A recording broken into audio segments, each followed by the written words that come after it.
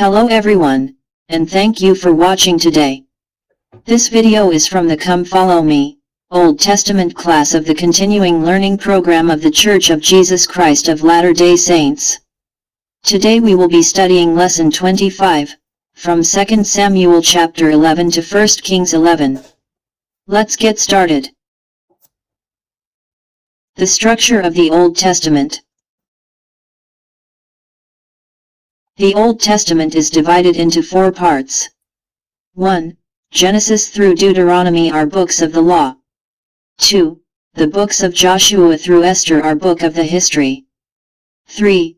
From the book of Job to the Song of Solomon, it is a book of the poetry. 4. From Isaiah to Malachi, these are books of the prophecy.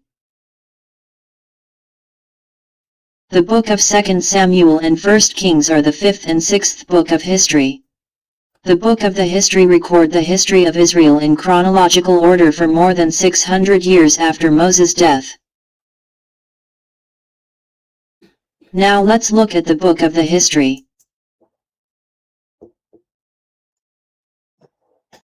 The structure of book of the history. Book of the history are also divided into 4 parts. The book of Samuel and Kings are included in the 2nd part.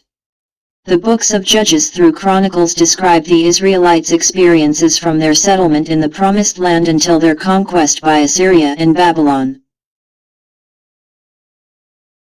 Now, let's take a look at an overview of the book of 2 Samuel.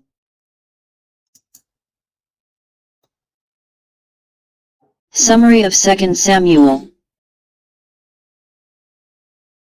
I explained the general outline of 2 Samuel in the last lesson, so I will omit it this time.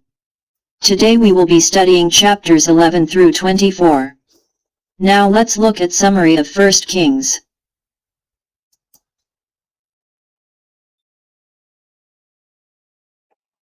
Summary of 1 Kings.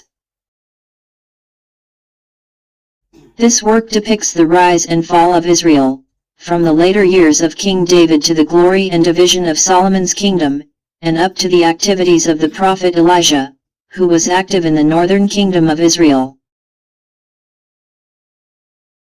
The original author is unknown, but it is believed to have been written by Jeremiah, Nathan, and Gad. Now let's look at an overview of each chapter. From chapter 1 to 11. The reign of Solomon. After David's death, Solomon became king. Solomon receives wisdom from God. Solomon created an organization to govern the country and appointed 12 governors throughout the land. Solomon carried on David's vision and built the temple. The Queen of Sheba visited to verify Solomon's wisdom. Solomon married a pagan wife, worshipped pagan gods, and became corrupted. From chapter 12 to 22. Kingdom division. After Solomon, his son Rehoboam became king. The Israelites rebelled against Rehoboam, who imposed heavy taxes, and elected Jeroboam as king, leading to a division within the nation. Elijah performed miracles for the idolatrous people, but they did not repent. Ahab became king of the kingdom of Israel and fought against Syria. He also committed injustice with his wife Jezebel. Finally, he died as Elijah had prophesied. Today we will be studying chapters 1 through 11. Now let's look at 2 Samuel each chapters.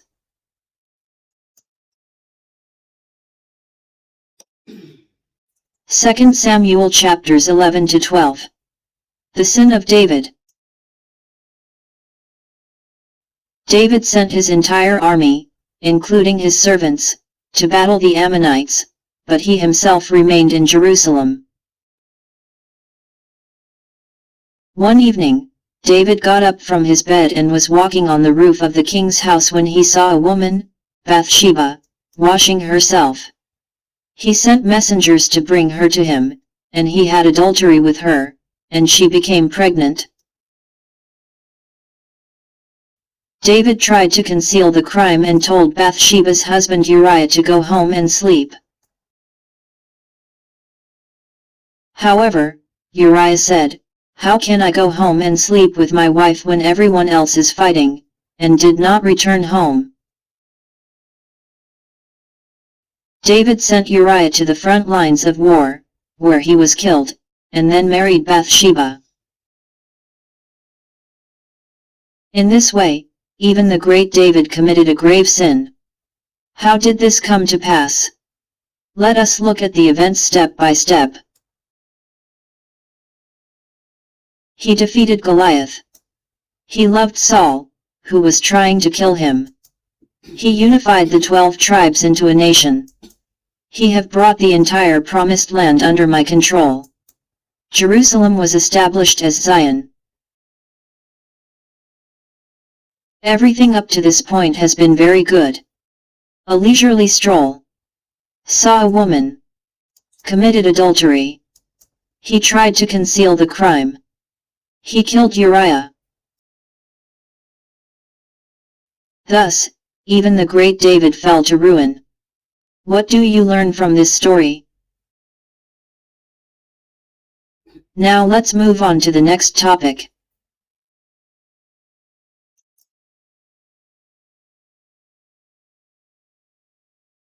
Second Samuel chapters 13 to 18. The fall of the house of David. David's son, Amnon, fell in love with his half-sister Tamar, and he devised a scheme to approach her and humiliate her. Tamar's brother, Absalom, hated Amnon, so he plotted to kill him and did so. Absalom devised a scheme to draw the attention of the Israelites to himself and declare himself king in David's place. When David and his men learned of this, they fled Jerusalem, fearing they would be killed by Absalom's army. Absalom had relations with David's concubine, demonstrating to the people his break from his father. Absalom plans to attack David, but he misses his chance after listening to the advice of David's spy, Hushai. Absalom was defeated and killed by David's army. David was deeply saddened by the death of his son. Thus, just like David, David's sons perished. What do you learn from this story? Now let's move on to the next topic. 1 Kings chapters 1 to 3, 10. The wisdom of Solomon becoming king. Adonijah sought the throne in place of David, but thanks to the efforts of the prophet Nathan and Bathsheba, Solomon became king at the age of 20. Solomon, at such a young age, sought wisdom from God in order to rule over many Israelites. God praised Solomon for not seeking selfish things and bestowed upon him wisdom, wealth, and honor. A complaint from a prostitute. 2 women, each with a baby, were sleeping in the same house. When they woke up in the morning, one of the babies was dead. The dead baby's mother swapped it with a living baby. The 2 women then fought, each claiming the baby as their own. King Solomon said he would cut his child in 2 and give each half to the other woman. The real mother said not to kill him but to give the other half to the other woman. This is how the real mother was determined. Rumors of Solomon spread, and the Queen of Sheba brought him a difficult question, which Solomon explained. Solomon, guided by God's wisdom, composed 3,000 proverbs and 1,005 songs. It was truly admirable that Solomon sought wisdom to govern his people. What kind of power would you ask God for the sake of those around you? Please think about it for a moment. Now let's move on to the next topic.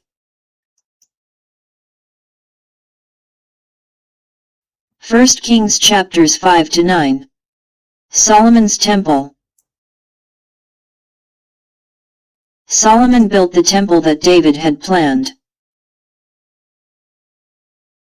The construction involved 180,000 people and took 7.5 years.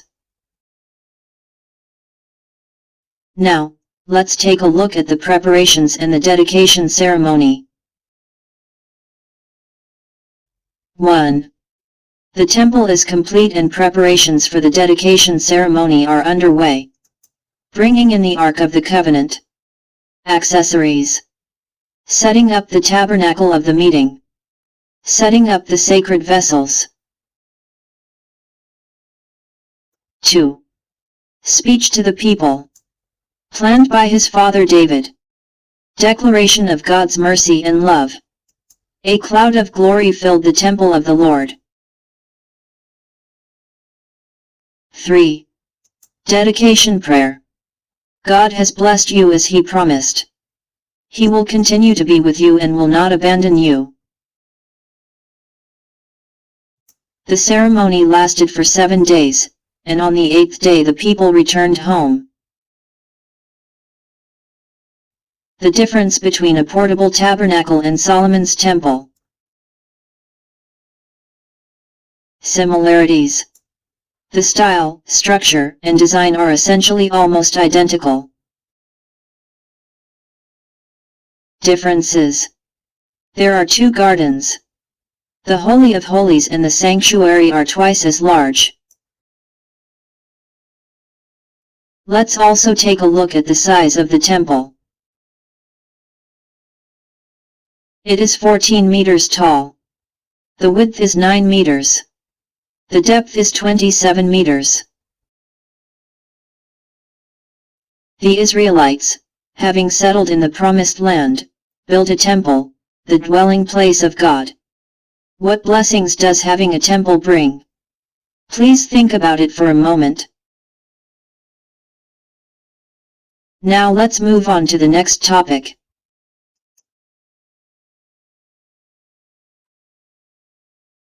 1 Kings chapter 11. The fall of King Solomon. Solomon loved many foreign women. Pharaoh's daughter, Moabite woman, Ammonite woman, Edomite woman, Sidonian woman, Hittite woman. In addition, the gods of the Gentiles were around Solomon. Ashtaroth, Milcom, Molech, Chemosh. God had given Solomon many wives and concubines.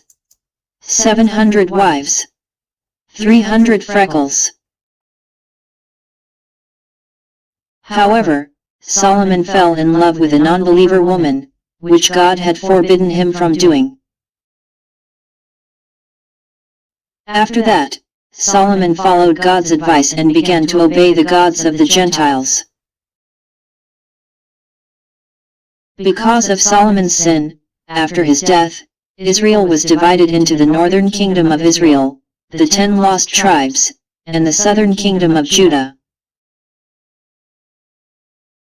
Foreign visitors, including the Queen of Sheba, praised Solomon not for his wisdom or integrity, but for the splendor of his architecture.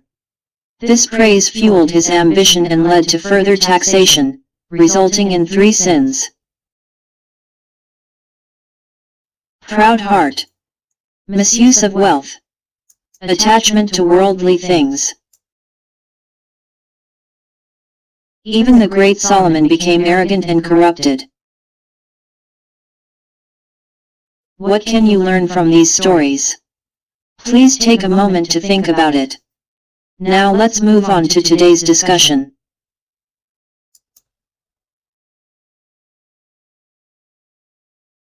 Today's discussion. 1. Why do you think David, who was so faithful to God, fell from grace? When did it start? What was the trigger? What were the weaknesses of humanity? 2. Solomon did not ask God for material possessions or power, but for wisdom. Through this, he guided his people righteously. What power do you seek to do what is right? 3. Solomon carried on David's will and built the temple. What are your thoughts on the importance of building the temple? 4. Why do you think Solomon, who ruled the people justly, became corrupt? When did it start? What was the trigger? What were the weaknesses of humanity? 5. Do you have any other information, questions, or things you'd like to learn about 2 Samuel chapters 11 through 1 Kings chapter 11? Please think about these 5 things and discuss them together. Once we've done that, today's lesson will be over. Finally, we will show you the information.